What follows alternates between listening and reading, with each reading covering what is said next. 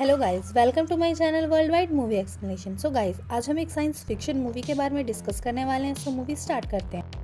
तो guys, movie की starting में हम देखते हैं कि मेड्यूसा नाम के क्वांटम वेपन की वजह से हमारी अर्थ पूरी तरीके से डिस्ट्रॉय हो जाती है, जिस पर से मानव जाति पूरी तरीके से मिट जाती है और जितनी भी मानव जाति बची होती है वो मूविंग कंट्रीज में रहना स्टार्ट कर देते हैं, जिसे हम मॉर्टल इंजन्स कहते हैं। मॉर्टल इंजन्स की सबसे ज्यादा डेवलपिंग कंट्री होती है लंदन, जहाँ पर हम हमारे कमांडर को देखते हैं जिसका नाम होता है थेट्स वैलेंटाइन। वो अपनी टीम को कमांड करता है कि जो आगे छोटी कंट्रीज आ रही है वो उसे डिस्ट्रॉय करके उसके सारे रिसोर्सेज ले लें। बिकॉज अर्थ डिस्ट्रॉय होने की वजह से रिसोर्सेज काफी कम हो गए थे, इसलिए छोटी मोटी कंट्रियों पर हमला करके वो अपने रिसोर्सेज चलाते थे। जहाँ पर हम दूसरी कंट्री में एक लड़की को भी देखते हैं, बट उस दूसरी कंट्री के इंजन की स्पीड कम होने की वजह से लंदन का इंजन उसे अपने अंदर एब्जॉर्ब कर लेता है और उसे पूरी तरीके से डिस्ट्रॉय कर देता है। इस कंट्री को पूरी तरीके से डिस्ट्रॉय करने के बाद लंदन के इंजन की भट्टी में डाल दिया जाता है, जिससे पूरे लंदन को सोर्स ऑफ एनर्जी मिला करती थी, जिससे पूरी लंदन सिटी वर्क करा करती थी। इसी वजह से दिखने में काफी बड़ा था। जहाँ पर हमारा सीन चेंज होता है और हम उसी कंट्री के लोगों को देखते हैं जिसे कुछ देर पहले लंदन सिटी ने डिस्ट्रॉय करा था। हम देखते हैं कि वो लोग काफी डरे हुए होते हैं कि उन्हें अब जान से मार दिया जाएगा, बट कमांडर वैलेंटाइन आके उन्हें ये बात समझाते हैं कि उन्हें मारा नहीं जाएगा, उन्हें बाकी लोगों की तरीके से यहाँ पे रखा जाए। और अब हम हमारे मेन लीड टॉम को देखते हैं, जिसे काफी ज्यादा हिस्टोरिकल चीजें जमा करने का शौक था। और अब हम ये भी देखते हैं कि कमांडर की लड़की वहाँ पर आती है और उससे ये पूछती है कि हमारी अर्थ डिस्ट्रॉय कैसे हुई। बिकॉज मॉर्टल इंजन्स में रहने के पहले अर्थ काफी सुंदर हुआ करती थी, जहाँ पर टॉम उसे एक कमरे में लेके आता है और उसे ये बताता है कि ये सब मेड्यूसा की वजह से हुआ है, क्योंकि मेड्यूसा ही एक वो क्वांटम वेपन है जिसकी वजह से 60 मिनट में पूरा अर्थ डिस्ट्रॉय हो चुका था और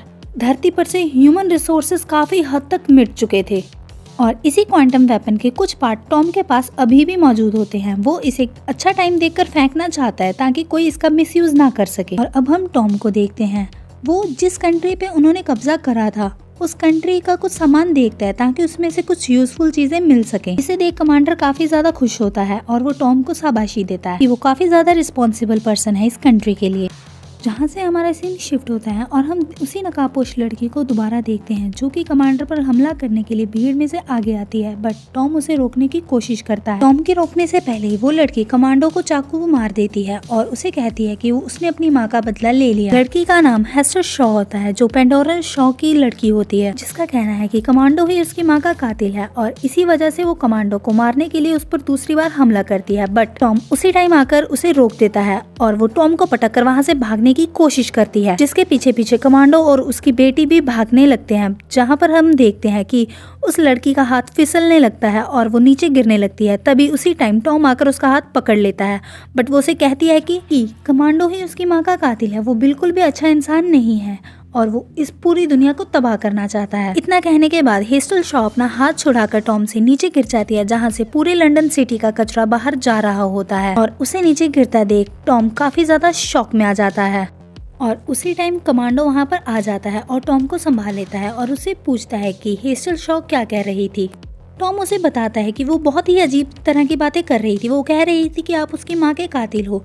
इतना सुनने के बाद कमांडो टॉम को भी उस वेस्टेज के साथ ही बाहर फेंक देता है और जैसे ही उसकी बेटी वहाँ पर आती है वो टॉम के बारे में पूछती है और वो उसे कहता है कि वो दोनों आपस में झगड़ा कर रहे थे और नीचे गिर गए, जिससे कमांडो की लड़की काफी ज्यादा शॉक में आ जाती है और काफी ज्यादा दुखी हो जाती है। बट उसी परेशानी की हालत में उसकी नजर टॉम के दोस्त पर जाती है, जो काफी ज्यादा घबरा रहा होता है क्योंकि उसने अपनी आंखों से सब कुछ देख लिया था कि कैसे कमांडो ने उसके दोस्त को धक्का नीचे दिया। दूसरी तरफ कमांडो अपनी टीम को ये देखने के लिए भेजता है कि वो दोनों जिंदा हैं या मर चुके हैं, बट उनकी टीम को कुछ भी ऐसा नहीं मिलता जिससे उन्हें लगता है कि वो दोनों मर चुके हैं। और दूसरी तरफ हम ये देखते हैं कि हेस्टर टॉम से वो सारे रिसोर्सेज छीन लेती है जिससे कि वो सरवाइव कर सके। पर टॉम होश में आ जाता है और वो हेस्टर का पीछा करना शुरू कर देता है, जिससे हेस्टर उसे मारने की कोशिश करती है, बट वो उसे अपील करता है कि वो उसका पीछा छोड़ देगा, बस उसे उसके होम टाउन वापस जाना है और वो अपनी मर्जी से वहाँ पर नहीं आया है। उसे कमांडो ने जानबूझकर धक्का देकर वहाँ से बाहर फेंक दिया था, जिसे सुनकर हेस्टर को काफी ज्यादा गुस्सा आ जाता है। और अब हमारा सीन शिफ्ट होता है। हम देखते हैं कि कमांडो अपनी एक सीक्रेट जगह पर आ जाता है, जहाँ पर वो कुछ सीक्रेट रिसर्च कर रहा होता है, जिसके बारे में लंदन सिटी के किसी भी शख्स को नहीं पता होता। उसके सीनियर्स को भी इस बात का बिल्कुल भी पता नहीं चलता, क्योंकि कमांडो इस रिसर्च को लेके काफी ज्यादा प्रोटेक्टिव होता है। वहाँ पर काफी ज्यादा सिक्योरिटी होती है क्योंकि वहाँ पर इलीगल रिसर्च चल रही थी, बट कमांडो को एक ही डर होता है कि हेस्टर शॉ उसे दोबारा मारने की कोशिश करेगी और उसे बचाने के लिए उसकी कॉलीग उसे एक सलाह देती है कि उसे समुद्र के बीच में बनी जेल में जाकर एक मॉन्स्टर से मिलना चाहिए जिसे हेस्टर ने धोखा दिया था। इस वजह से वो उसे मारना चाहता है। और अब हमारा सीन उसी जेल में शिफ्ट होता है जहाँ पर हम देखते हैं कि उस मॉन्स्टर से मिलने के लिए कमांडो वहाँ पर जाते हैं और जो कि कमांडो को बताता है कि अगर वो इस जेल से बाहर आ जाता है तो वो हेस्टर शॉ को मार देगा।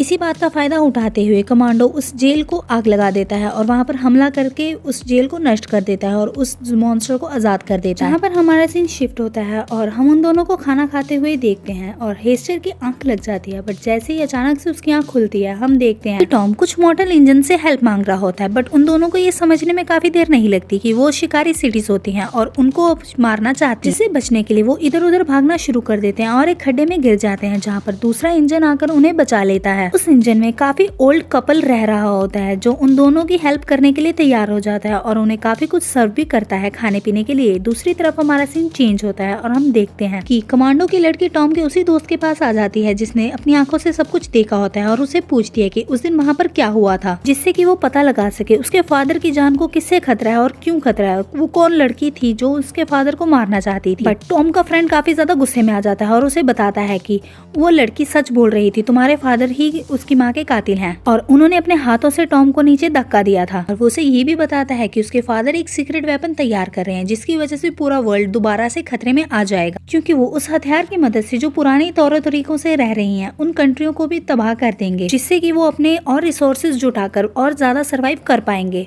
जिसे सुनकर उनकी बेटी काफी ज्यादा शॉक में हो जाती है। यहाँ पर हमारा सीन शिफ्ट होता है और हम हेस्टर शॉ और टॉम को दोबारा देखते हैं जहाँ पर उन्हें ये महसूस हो जाता है कि वो कपल भी उनके साथ धोखा कर रहे हैं। जिस बात का पता लगाने के लिए वो बाहर की ओर देखते हैं बट उन्हें कुछ भी पता नहीं चलता, जिससे वो दोनों काफी ज्यादा परेशान हो जाते हैं। पर वो ओल्ड कपल हेस्टर और टॉम को एक ऐसे देश में ले जाता है जहाँ पर इंसानों की बोली लगती है और उन दोनों की बोली भी वहाँ पर लगनी स्टार्ट हो जाती है। बट इतनी ही देर में वहाँ पर एक फैंग नाम की लड़की की एंट्री होती है जो कि वहाँ पर उन दोनों को बचाने के लिए आई होती है। जैसे ही वो वहाँ पे आगे बढ़ती है उन दोनों को बचाने के लिए वहाँ पर हमला करना स्टार्ट कर देती है और उन दोनों को वहाँ से भागने के लिए कहती है। बट जैसे ही वो वहाँ से भागना स्टार्ट करते हैं, जिस मॉन्स्टर को कमांडो ने भेजा था हेस्टर को मारने के लिए, वो वहाँ पर पहुँच जाता है और हेस्टर उसे देखकर काफी भावुक हो जाती है। बट वो मॉन्स्टर हेस्टर को बोलता है कि वो उसे मार देगा क्योंकि उसने अपना वादा पूरा नहीं किया। उसी टाइम फैंग वहाँ पर आ जाती है और उन दोनों को अपने एरोप्लेन में बिठाकर ले जाती है। जहाँ पर हमारा सीन शिफ्ट होता है और हम उन तीनों को आपस में बात करते हुए सुनते हैं। यहाँ पर हेस्टर उस लड़की से पूछती है कि उसने उसे क्यों बचाया और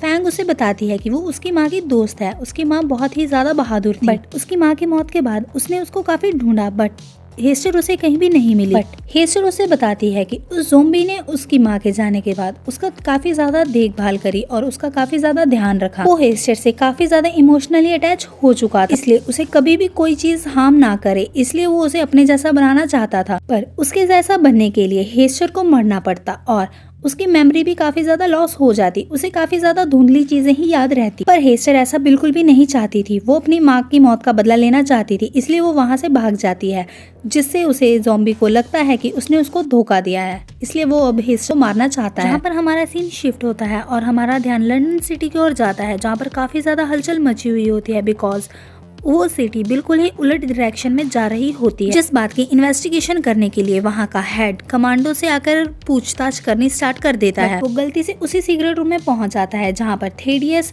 क्वांटम हथियार बना रहा होता है। बट जैसे ही उस ऑफिसर की नजर उस क्वांटम हथियार पर पड़ती है, वो इसे बनाने की इजाजत नहीं देता। कमांडो अपने ऑफिसर को भी मार देता है अपना मिशन पूरा करने के लिए, जिससे उसकी लड़की ये करते हुए देख लेती है और वो काफी ज्यादा शॉक में आ जाते हैं कि उसके फादर रियल में एक खूनी है और जो भी बातें टॉम के दोस्त ने उसे बताई वो सारी ही सारी सच थी। दूसरी तरफ हमारा सीन शिफ्ट होता है और हम उन तीनों को देखते हैं जो कि अपने एक सीक्रेट जगह पर लैंड हो जाते हैं। उन्हें कमांडो का आगे का कोई भी प्लान पता नहीं होता। जिस बीच उन्हें पता लगता है कि कमांडो ने कुछ फ्यूजन सेल्स खरीदे। इन सारी बातों को सुनकर टॉम ये समझ आता है कि कमांडो ने क्वांटम वेपन बना लिया है जिसका नाम मेड्यूसा होता है। इसलिए वो इसकी फर्दर इंक्वायरी करने के लिए एक ड्राइंग बनाता है और हेस्टर से पूछता है कि जब उसकी माँ की डेथ हुई थी तब वैलेंटाइन ने एक बॉक्स लिया होगा, क्या उस बॉक्स पे ये साइन बना हुआ। हेस्टर टॉम को बताती है कि उसकी माँ और वैलेंटाइन काफी अच्छे दोस्त होते थे बिकॉज वो दोनों ही एक प्रोफेशनल साइंटिस्ट थे। बट जब कमांडो ने उसकी माँ को मारा था तो जो बॉक्स वो छीन कर भागा था उस बॉक्स पर यही साइन बना हुआ था, जिससे टॉम श्योर हो जाता है कि कमांडो ने मेड्यूसा को एक्टिवेट कर लिया और वो किसी भी टाइम हमारे ऊपर हमला कर सकता है। तब वो बाकी सबके पूछने पर उन्हें बताता है कि इसे रोकने का सिर्फ एक ही तरीका है जिसे कि क्रैश डिवाइस कहते हैं, बट वो इस दुनिया में कहाँ है ये किसी को भी नहीं पता। उसी बीच हम देखते हैं कि उसी ज़ॉम्बी की एंट्री दोबारा हो जाती है जो हेस्टर को मारने की कोशिश करता है, बट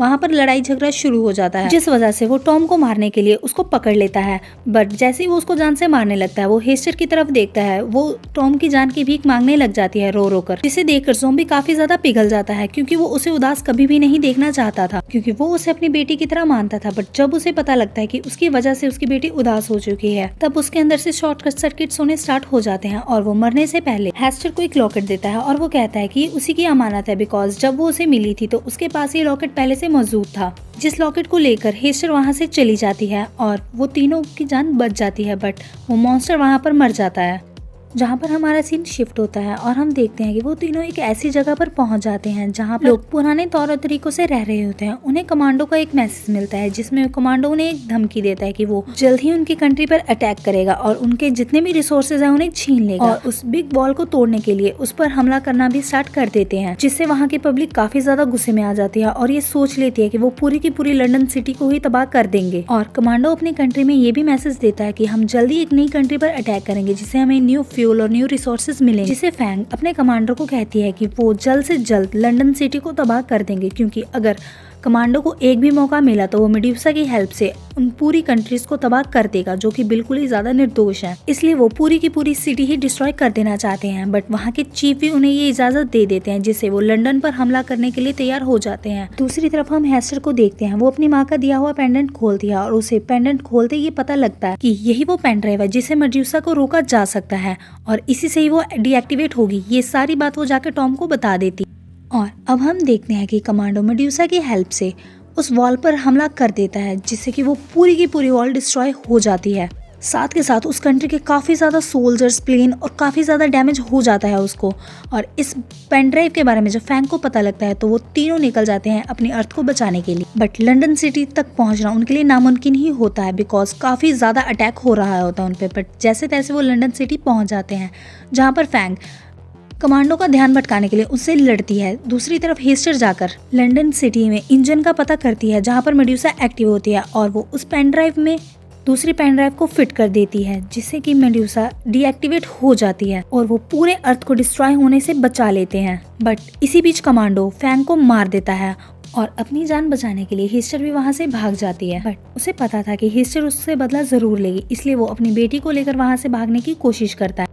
बट वो आने से मना कर देती है क्योंकि कमांडो की लड़की को ये पता लग जाता है कि जो भी कुछ करा होता है वो उसके पिता ने ही करा होता है और वो इतनी गलतियों के बाद भी अपने पिता का साथ नहीं दे सकता। बट कमांडो अपने आप को बचाने के लिए इंजन की छत पर आ जाता है। वहाँ पर उसे हेस्टर मिलती जो कमांडो को गन पॉइंट पर रख लेती है और उसी टाइम कमांडो उसे ये बताता है कि वो भी उसी की ही बेटी है और उसे बातों में लगा लेता है। दूसरी तरफ हम देखते हैं कि कमांडो की बेटी और टॉम इस पूरी तबाही को रोकने के लिए कुछ ना कुछ करना चाहते होते हैं। बस बीच काफी निर्दोष लोगों की जान चली जाती है जिससे वो दोनों काफी ज्यादा उदास हो जाते हैं और टॉम के पास सिर्फ एक ही रास्ता होता है कि वो इस इंजन को डिस्ट्रॉय कर दे, क्योंकि इंजन ही इस कंट्री का मेन सोर्स था। अगर इंजन ही डिस्ट्रॉय हो जाएगा तो कंट्री इधर से उधर मूव ही नहीं कर पाएगी और वो पूरी तरीके से डिस्ट्रॉय हो जाएगी। पर हम दूसरी तरफ देखते हैं कि कमांडो और हेस्टर अभी भी लड़ रहे होते हैं। बट वहाँ पर आता है और शिप के डिस्ट्रॉय होने से जस्ट पहले ही हेस्टर को लेकर वहाँ से चला जाता है और शिप डिस्ट्रॉय हो जाती है और उसी शिप के साथ ही कमांडो भी खत्म हो जाता है। सो गाइस, दूसरी तरफ कमांडो की लड़की अपने देश को बचाने के लिए शैंगहू कंट्री से मदद मांगती है और उनके साथ हाथ भी मिला लेती है। जहाँ पर हमारा सीन चेंज होता है, हम टॉम और हेस्टर की लव स्टोरी को देखते हैं जहाँ पर टॉम हेस्टर से वादा करता है कि वो दोनों मिलकर पूरी दुनिया घूमेंगे। सो गाइज, इसी के साथ हमारी मूवी खत्म होती है। प्लीज हमारी मूवी को लाइक, सब्सक्राइब, शेयर जरूर करें और साथ के साथ टेक केयर।